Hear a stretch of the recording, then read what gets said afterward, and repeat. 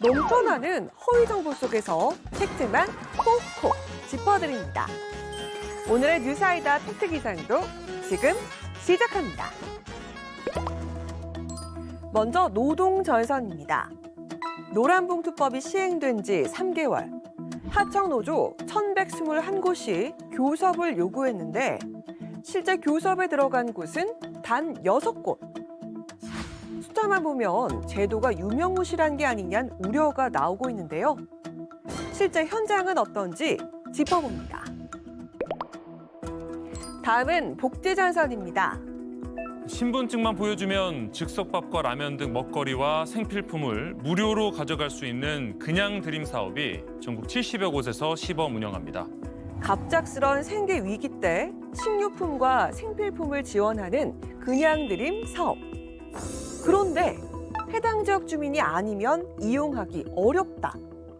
얌체족을 막으려다 정작 필요한 사람이 못 받는다라는 지적이 나오고 있습니다. 실제로 문턱이 높아진 건지 직접 확인해 봅니다. 마지막은 주거전선입니다. 수도권에서 매입 임대주택 9만 호를 공급하고 그중에서 6만 6천 호는 규제 지역에 공급할 계획입니다. 비아파트 매입 임대 올해 목표치 10%에 그쳐. 정부 발표만 요란하고 실제 성과는 없는 게 아니냐는 비판도 나오고 있는데요. 실제 수치에 맞는 판단인지 아닌지 이 숫자의 진실을 살펴보겠습니다. 지금까지 오보는 걷어내고 팩트는 밝혀주는 뉴스아이다 팩트 기상도였습니다.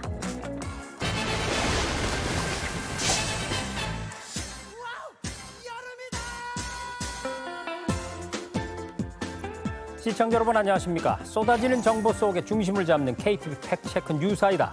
소문은 걸러내고 팩트만 남기는 팩트 정리맨 최대환입니다. 여러분 안녕하세요. 답답한 뉴스엔 청량감을 헷갈리는 정보 속에 팩트만 콕 집어내는 팩트 족집게 강아랑입니다. 저희 뉴스아이다에 없어선 안 되는 분이죠. 네.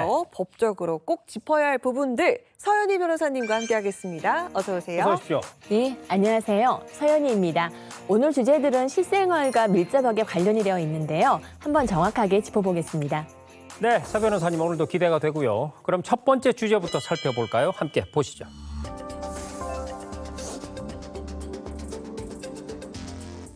노란봉투법으로 불리는 개정 노동조합법이 시행 3개월 차에 접어들었습니다.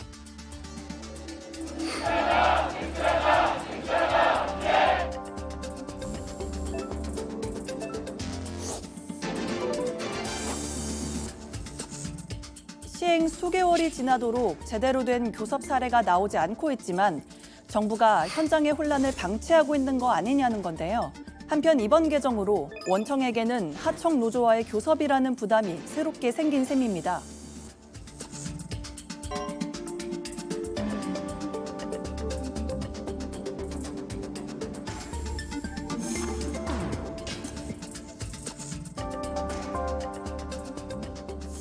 자, 여러분도 화면을 통해서 보셨겠지만 네. 1,121건의 교섭 요구 중에서 실제 교섭은 단 6곳뿐이라고 하니까 이거 숫자만 보면 제도가 제대로 작동하지 않는 게 아닌가 이렇게 느껴집니다. 그러게요. 노란봉투법이 시행이 된 지 3개월밖에 안 됐는데 그렇죠. 벌써부터 실효성 논란이 이렇게 나오고 있습니다. 숫자 뒤에 숨어 있는 진짜 이야기 지금부터 확인해 보겠습니다. 네, 이번 논란의 사실관계를 직접 한번 들어볼까 하는데요. 네.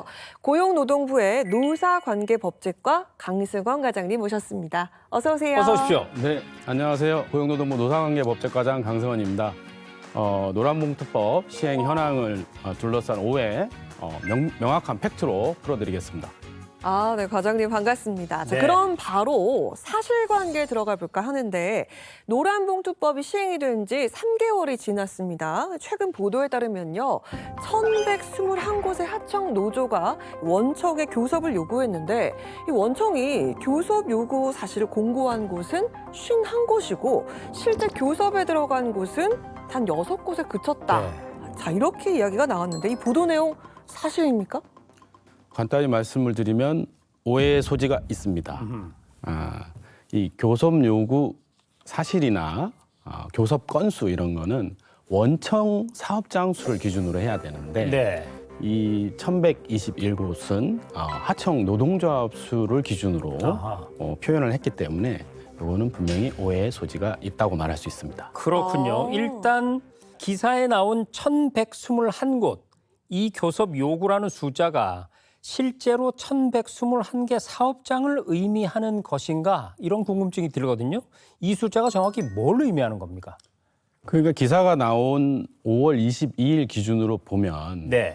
424개소의 원청에 대해서 1121개소 하청 노동조합이 교섭을 요구한 것입니다. 실제 교섭을 요구받은 원청 사업장 수를 의미하는 것은 아닙니다. 그렇네요. 예. 그래서 원청마다 하청 노조가 여러 군데 있다 보니까 숫자 차이가 좀 나는 것이고요. 교섭 요구나 교섭 사업장 수는 원청을 기준으로 보는 게 맞습니다. 네, 저도 현장에서 이제 기업의 법적 문제를 다루다 보니까 여쭤보고 싶은 게 있습니다. 보도에 나온 6건만 교섭이라는 이 숫자로 제도의 실효성을 판단하기는 좀 섣부르지 않나 싶은 생각이 드는데요. 실제 현장은 어느 단계까지 와 있는 걸까요? 우리 노동조합법을 보면 원하청이 교섭을 할 때 창구 단일화 절차라는 것을 해야 됩니다. 창구 단일화요. 창구 네. 단일화 절차요. 이게 뭐냐면은 이제 하청 노동조합이 여러 군데 있을 때 교섭을 할 대표 노동조합을 뽑는 절차입니다. 그래서 현재는 지금 그 교섭을 하기 전에 그 절차가 진행되다 보니까 일정 부분 시간이 좀 필요한 부분들이 있습니다. 예, 그런 절차에 있고요. 6월 5일 기준으로 441개 원청에 대해서 1137개 하청 노동조합이 교섭 요구를 했습니다. 네. 그리고 실제 그 기사 때는 51개라고 기사가 났는데 그랬죠.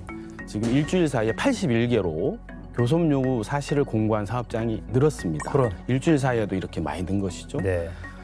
그리고 실제 교섭을 들어간 곳도 지금 8곳이고 그러니까 이제 이 81개의 사업장이 절차가 진행되면 굉장히 교섭에 임하는 사업장들이 늘어날 거다. 이런 말씀을 드릴 수 있습니다. 지금 이렇게 두 분이 이야기를 하고 계신데 네. 궁금한 건요, 변호사님. 이 지금 상황을 좀 어떻게 평가할 수 네. 있을지 알기 쉽게 좀 정리를 좀 해주실까요? 들어볼까요? 네, 사실 이제 제도가 지금 시행 초기이잖아요. 그러면 이제 절차도 낯설고 판단 기준도 정립되기 전이라고 할 수가 있습니다. 이게 법이 생겼다 해서 바로 현장이 바뀌는 것은 아니니까요. 근데 중요한 것은 방향성이라고 생각합니다. 지금 원청 사업자 수가 많이 늘어나고 있고, 그다음에 이제 교섭을 하고 있는 진행이 많이 진행되고 있는 이렇게 증가 추세이기 때문에 네. 이 제도는 법이 이제 제정된 취지대로 방향성 있게 가고 있지 않나라는 생각이 듭니다. 이렇게 보도 내용을 한 줄 한 줄 살펴보니까 숨어있던 팩트가 좀 보이는 것 같습니다. 그렇습니다. 네. 자, 그러면요.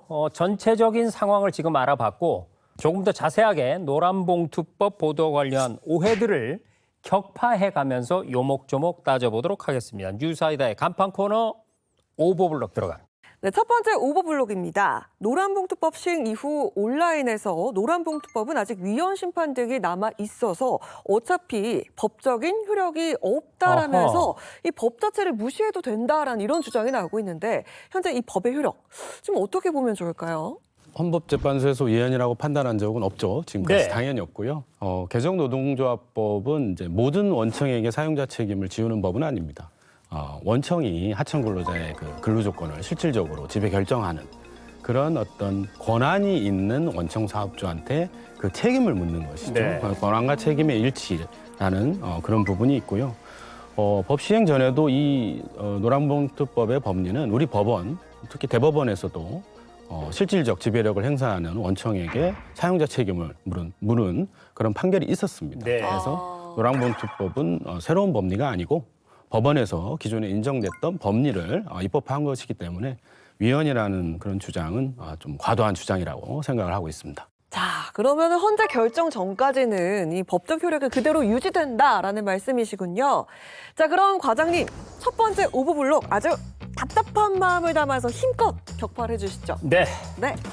자, 노란봉투법 지금 이 순간에도 유효하게 시행되고 있습니다.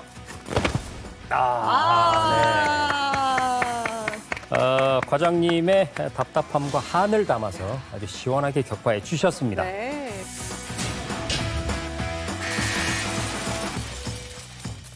그럼 두 번째 오버블록 들어가 볼까요? 자, 일부 보도를 보면은요, 상당수 대기업 원청이 지방노동위 판단에 불복해서 중앙노동위는 물론 법원 판단까지 받아보겠다. 이런 기류가 매우 강하다고 전했거든요. 자, 과장님, 실제로 원청이 모두 끝까지 이렇게 불복하는 경향이 있는 건가요? 그거는 사실이 아니고요. 지난 6월 5일까지 네. 저희 지방노동위원회에서 원청의 사용자성을 인정한 그 사업장이 95개소입니다. 그중에 44개소는 실제 교섭을 하고 있고요. 중앙노동위원회 불복을 한 곳은 12개소에 불과합니다. 일부네요. 네, 그렇게 많지는 않은 것이죠. 네. 오히려 많은 사업장이 지방노동위원회 결정에 따라서 공고를 하고 있고요. 그래서 뭐 중노위나 법원까지 간다라는 그런 경향이 있다. 그런 거는 사실과 다릅니다. 그렇군요. 그러니까 원청들이 끝까지 버티고 있다. 이런 보도는 사실과 많이 다르다는 겁니다. 그러면 두 번째 오버블록 과장님, 시원하게 격파해 주시죠. 법에 따라 성실하게 교섭하는 원청이 현장에 훨씬 더 많습니다. 네. 네. 원청 기업들이 훨씬 더 많다. 그렇습니다. 네, 알겠습니다.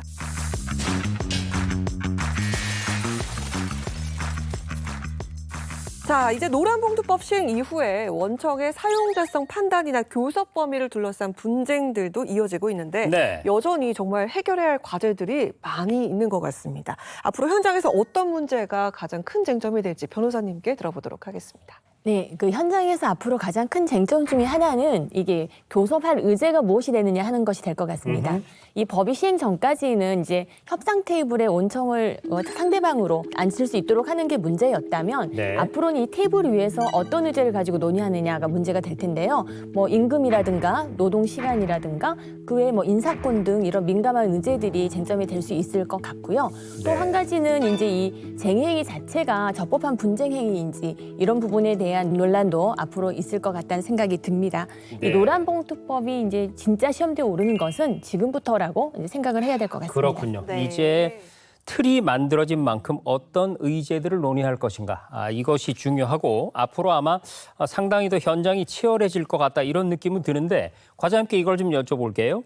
일각에서는요. 시행 전부터 제기됐던 문제점들을 충분히 보완하지 않은 채 제도를 도입했다. 좀 성급했다. 이런 비판이 나오고요. 그래서 정부가 현장의 혼란을 좀 방치하고 있는 거 아니냐. 또 이런 얘기도 있습니다. 과장님 어떻게 보세요? 정부는 이제 법 시행 6개월 전부터 많은 이 개정법의 취지가 현장에 안착될 수 있도록 많은 준비를 했었고요. 네. 대표적으로 이제 우리 사용자성 및 노동쟁의 범위에 관한 지침을 만들어서 이제 배포를 했고요. 네. 그다음에 아까 말씀드린 원하청 교섭 절차와 관련된 원하청 상생 교섭 절차 매뉴얼을 중앙노동위원회하고 협의를 해서 이미 마련을 했습니다.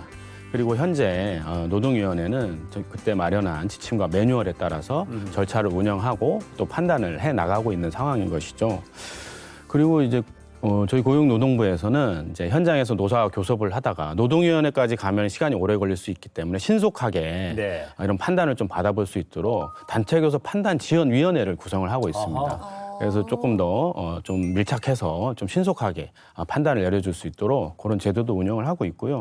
이 노란봉투법을 전담하는 감독관들이 280여 명이 있습니다. 네. 그래서 문제가 생길 때마다 수시로 모니터링하면서 노사를 지도 지원해주고 있거든요. 다만 아무래도 이 새로운 법이 시행되다 보니까 좀 어려움들이 있는 거는 사실입니다. 저희도 그런 부분을 충분히 이해하고요. 그래서 앞으로 어떤 노동위원회 사례나 이런 것들이 좀 축적이 되면 사례집 같은 걸 만들어서 어떤 명확한 기준을 좀 더 제시할 수 있도록 현장 예측 가능성을 제고할 수 있도록 노력하겠습니다. 네. 네. 자, 이렇게 얘기 들어보니까요. 노란봉투법이 현장에 제대로 뿌리를 내리려면 아직 갈 길이 좀 많이 남아 그렇습니다. 보이는데요. 할 일이 많습니다. 마지막으로 그 하청 노동자분들과 또 원청 사업주께 한 말씀 부탁드리겠습니다. 개정노조법은 원하청 간의 대화가 가능하도록 해서 상생과 협력의 노사관계를 구축하는 그런 취지가 있는 법입니다. 노사 모두 개정법 취지가 현장에 잘 반영될 수 있도록 많은 노력을 해주시길 바라고요. 특히 이제 하청 노조 같은 경우는 원청의 책임 범위를 벗어나는 과도한 요구는 조금 지양될 필요가 있어 보이고요. 원청도 하청 근로자의 근로조건 결정 권한을 행사하면 그에 맞는 책임을 다해 주시기 바랍니다. 정부도 앞으로 계속해서 지원하고 최대한 노력하겠습니다. 감사합니다. 네, 과장님 잘 들었습니다. 노란봉투법 시행 3개월. 사실 숫자만 보면 아직은 답답함이 느껴질 수도 있으나 여러분, 제도가 멈춰선 게 아니라요. 현장에 뿌리 내리기 위해서 치열하게 움직이고 있는 과정이다라는 걸 확인할 수가 있었습니다. 마치 물 위에 떠 있는 백조처럼. 네, 이 하청 노동자들의 교섭권이 현장에서 실질적으로 작동하는 날이 하루빨리 오길 기대합니다. 자, 오늘 자세한 내용 전해주신 고용노동부 노사관계법제과 강승원 과장님 고맙습니다. 고맙습니다. 네, 감사합니다.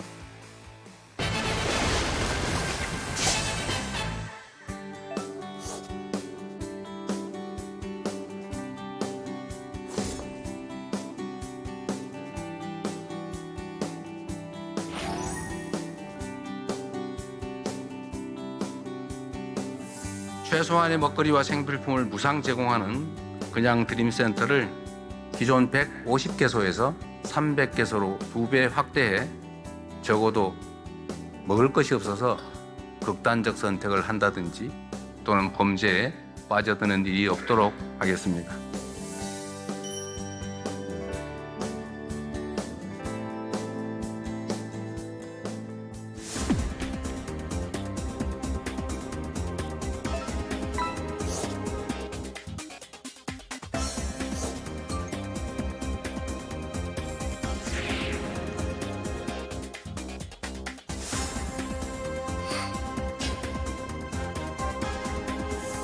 네, 영상을 보면서요. 이 갑작스러운 위기라는 게 사실 여기 있는 누구에게나 닥칠 수 있는 일은 아닐까. 이런 생각이 들었습니다. 네, 맞습니다. 그럴 때 묻지도 따지지도 않고 도움을 받을 수 있는 곳이 있다면 살아갈 힘을 얻을 수 있을 것 같습니다.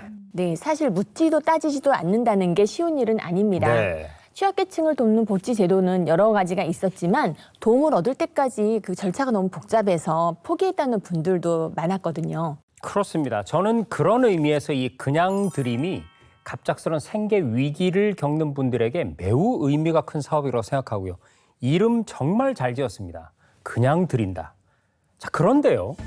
지난달에 확대 시행을 앞두고 이 그냥 드림이 그냥 드리는 게 아니다. 이런 기사들이 나오고 있어서 정책 취지가 좀 훼손된 게 아니냐. 그런 걱정도 들고 있습니다. 진짜 걱정입니다. 네. 보건복지부 사회서비스자원과 권혜나 과장과 함께 사실 여부를 확인해 보도록 하겠습니다. 어서 오세요. 어서 오십시오. 안녕하세요. 보건복지부 사회서비스 자원과장 권혜나입니다. 오늘은 그냥 드림 사업의 취지부터 사업을 둘러싼 오해까지 하나하나 설명드리겠습니다. 네, 잘 오셨습니다, 과장님. 자, 우선 이 시청자들의 이해를 돕는 차원에서요. 이 그냥 드림 사업이 어떤 건지부터 좀 알아봐야 될 텐데요. 작년 12월에 시범 사업이 시작되고 올해 5월 18일부터 전국적으로 확대된 걸로 알고 있는데 이 사업의 취지를 우선 설명을 좀 해주시죠. 그냥 드림 사업은 정부와 지자체의 예산 그리고 민간의 후원을 통해 운영이 되고 있습니다. 네. 갑작스러운 생계 위기로 당장 끼니 해결이 어려운 분들을 선제적으로 지원해드리기 위해 시작되었습니다. 그냥 드림 사업장을 방문하시면 별도의 소득 증빙이나 신청 조건 없이 먹거리와 생필품을 지원받으실 수 그래서 있고요. 그냥이군요. 네, 맞습니다. 네. 또 상담을 통해 필요한 복지 서비스를 연계받으실 수 있습니다. 네, 그럼 이 그냥 드림 사업과 관련해서 정말 다양한 논란들이 있었던 기억이 나는데 본격적으로 사실을 확인을 해보고 사실이 아닌 건 과감하게 격파를 해보는 오브블록을 시작해 보도록 네. 하겠습니다. 자, 먼저 첫 번째 오브블록입니다. 지난 5월 14일에 그냥 드림이라더니 주민등록상의 주소지를 따져서 이용을 제한한 경우가 어허. 있다. 때문에 지역별로 서비스 질이 우려된다라는 이런 기사가 나왔는데 이 기사 내용 이거 사실입니까? 그냥 드림 사업은 해당 지역 거주자가 아니어도 지원이 가능합니다. 네. 주민등록상 관내 주민이 아니어도 긴급하게 지원이 필요하신 분들은 물품을 지원해드리고 있고요. 특히 현장 담당자가 방문하시는 분들의 위기 상황을 확인하고 주소지와 관계없이 필요하신 경우에는 즉시 지원을 해드리고 있습니다. 따라서 기사 내용은 사실이 아닙니다. 사실이 아니군요. 네. 그러면 시원하게 격파해 주시죠. 네. 그냥드림 사업은 해당 지역 거주자가 아니어도 지원이 가능합니다. 네. 되게 차분한 얼굴로 시원하게 그러니까요. 격파하시네요. 차분한 얼굴로 시원하게 격파하고 본인이 더 놀라는. 네.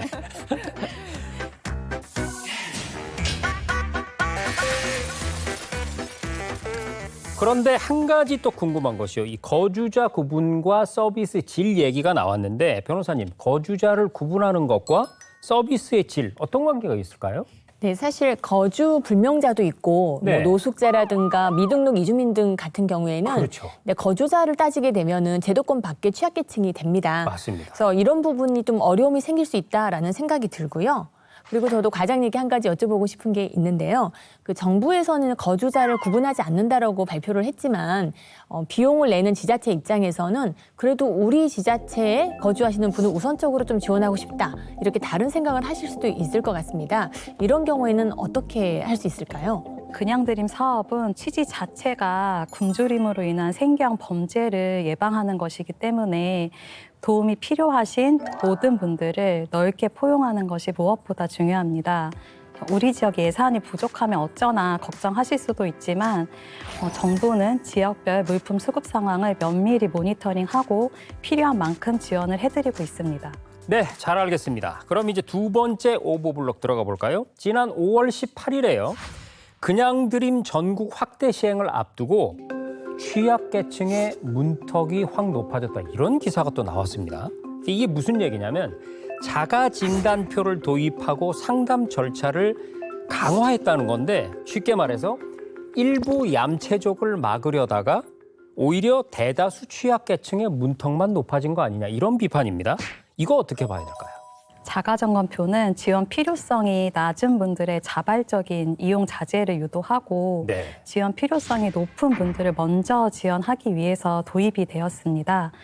그래서 그냥드림 사업장에 처음 방문하시면 자가점검표를 작성하시면서 사업 취지와 필요성을 스스로 이제 인지할 수 있는 효과가 있고요. 네. 다행히 도입 이후에 취지에 공감하시는 분들이 많아졌다는 게 현장의 목소리입니다. 네. 저도 듣기로는요, 뭐 자가용 타고 와서 공짜니까 생필품 뭐 막 받아간다. 뭐 네, 이런 얘기를 저도 좀 들어본 들었습니다. 적이 있는데 이런 사람들이 진짜 설마 있을까 싶잖아요. 있대요. 네, 진짜로 있다고 합니다. 이렇게 되면 정말 필요하신 분들한테 이걸 드릴 수가 없는 상황이 벌어질 수 있으니까 좀 막을 필요가 있겠다 싶더라고요. 그럼요. 그래서 얌체족을 막으려다가 문턱만 높아졌다. 이건 과장님 설명을 들어보니까 오해가 있는 얘기였네요. 그러면 과장님, 오해를 해소할 수 있게 시원하게 격파해 주시죠. 네. 그냥드림 사업은 취약계층의 문턱을 낮추도록 더 노력하겠습니다. 네. 네, 이번엔 과히 놀라지 않으십니까? 네. 좋습니다.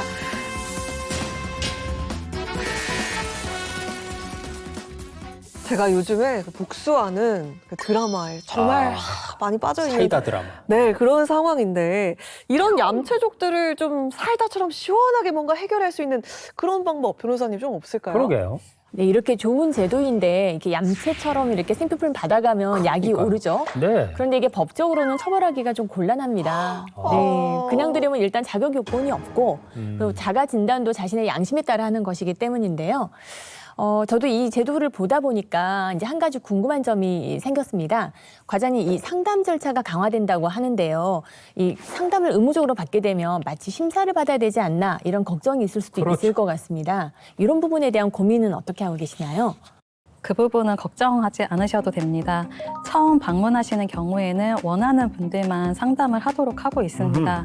다만 재방문하시는 경우에는 생계의 어려움이 지속되는 경우이기 때문에 반드시 상담을 받고 근본적인 생계 어려움을 해결하기 위해서 필요한 복지 서비스를 연계받으실 수 있도록 하고 있습니다. 자, 이렇게 얌체족들은 어차피 얼굴에 이렇게 철판을 덮고 있기 때문에 그렇다 치지만 반대로요. 진짜로 어려운 분들 중에는 내가 이걸 받아도 되는 건가? 혹시 괜히 갔다가 뭐 눈총을 받는 거 아닐까? 이렇게 망설이는 분들도 계실 것 같거든요. 과장님, 자가진단표가 그런 분들이 좀 망설임 없이 이용할 수 있도록 그런 기준을 좀 마련해 줘야 될 것 같은데 어떻습니까? 자가 점검표는 실직이나 폐업으로 경제적인 위기 상황에 있는지 또는 가족의 식사 돌봄이 시급한지와 같이 내 상황을 스스로 체크해보는 용도이지 별도의 선정 기준을 설정하고 있는 것은 아닙니다. 그러니까 자격 요건을 심사하는 게 아니란 말씀이죠. 네, 맞습니다. 그래서 생계가 막막하신 분들은 눈치 보거나 망설이지 마시고 그냥드림 사업장을 방문하시기 바랍니다. 네. 저도 하나 여쭤보고 싶은 게 있는데 지역마다 그 센터 운영 시간이 다 다르다 이렇게 제가 알고 있거든요. 뭐 매일매일 운영이 되는 곳이 있는가 하면 일주일에 뭐 몇 번만 문을 여는 그런 것도 있다고 하는데 이런 부분들 좀 앞으로 개선이 될 수 있을까요? 네, 현재 그냥드림 사업장은 사업장 여건에 따라서 최소 주 2회, 일 3시간 이상 운영하도록 하고 있습니다. 하반기부터는 필요하신 분들이 더 빠르고 편리하게 이용하실 수 있도록 운영 시간을 더 확대할 계획입니다. 네. 네. 갑작스런 생계 위기로 고통을 받고 계시다면 여러분 주변에 그냥드림 센터가 있는지 한 번만 둘러봐 주십시오. 얌체족 여러분은 근처도 가지 마시고요. 진짜 어려운 분들을 위해서 문을 활짝 열고 기다리고 있으니까 네. 부담 없이 이용하시기 바랍니다.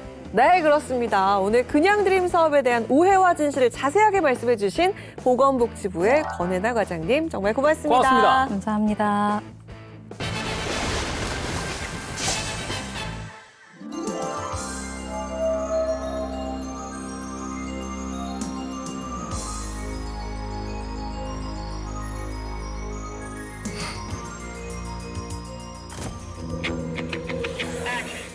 이거 유무를 조작한 게 이거 사실입니까?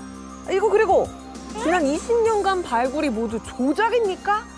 당신 때문에 일본 고고학계가 전 세계 조롱을 받고 있어요. 왜 조작을 한 겁니까 이거? 나는 자존심 때문에 그랬습니다. 한국이나 중국에 있는 구석기 역사가 우리 일본에는 없다는 게 말이나 됩니까? 한국 것도 조작된 게 아닌지 조사해 봐야 합니다. 와, 근데 진짜 너무한 거 아닙니까 이거? 아니, 본인이 조작했다고 남들도 조작을 했을 거라고 이거 생각하는 게 말이 됩니까 이게? 워워. 재현은 재현일 뿐 헷갈리지 말아주십시오. 너무 연기를 잘하시니까. 그렇습니다. 저도 이 역할에 충실했을 뿐 절대 그렇게 생각하지 않습니다. 오늘 저한테 주어졌던 이 역할이요. 일본에서 무려 신의 손이라고 불렸던 고고학자죠. 후지무라 시니치였. 아, 네, 들어본 기억이 나는데 그 1980년대부터 일본의 그 구석기 역사를 바꾼 그 발굴을 했었던 그렇습니다. 그 인물이었던 것 같은데 결국 조작으로 밝혀졌었죠? 맞습니다. 이 사람은 1981년 일본 미야기현에서 4만 년 전 구석기 유물을 발굴하면서 일본 고고학계의 일약 스타로 등장했습니다. 그리고 이후에 이딴 발굴을 통해서요. 일본 구석기 역사를 무려 70만 년 전까지 끌어올린 사람이죠. 근데요, 하지만 결국 조작으로 다 밝혀졌잖아요. 아니, 21세기에 이런 조작이 가능했다니. 근데 그 전문가들은 왜 이런 조작을 왜 몰랐을까요? 자, 그게 말이죠. 사실 그의 구석기 유물 발굴에는 의심할 만한 점이 처음부터 많았습니다. 하지만 자신들의 짧은 구석기 역사에 자존심이 많이 상해있던 일본 고고학계는 믿고 싶은 대로 믿어버린 거죠. 그런데 그러던 2000년 11월 5일에 신문 1면에 충격적인 장면이 실리고 맙니다. 바로 이 후지무라 시니치가 몰래 유물을 땅에다 묻어 넣는 장면이 실린 거죠. 그렇게 그의 조작 사실은 온 세상에 알려지고 말았습니다. 야, 그렇게 드러났군요. 그 파장도 정말 만만치가 않았을 것 같은데요. 당연하죠. 무엇보다 일본 고고학계 신뢰는 회복 불가능한 타격을 입고 말았습니다. 실제로 그 사건 이후에 유물을 발견한 어떤 고고학자는 도대체 아무도 믿어주지 않는 것에 괴로워하다가 극단적인 선택을 하는 일까지 발생을 했습니다. 그랬군요. 팩트를 검증하지 않은 대가를 치른 셈이네요. 그렇습니다. 팩트를 제대로 검증하지 않을 때 역사가 어떻게 왜곡되고 또 그 대가는 얼마나 큰지를 보여준 사건이었습니다. 정부가 서울과 경기도의 규제 지역에 매입 임대주택 공급을 대폭 확대하기로 했습니다.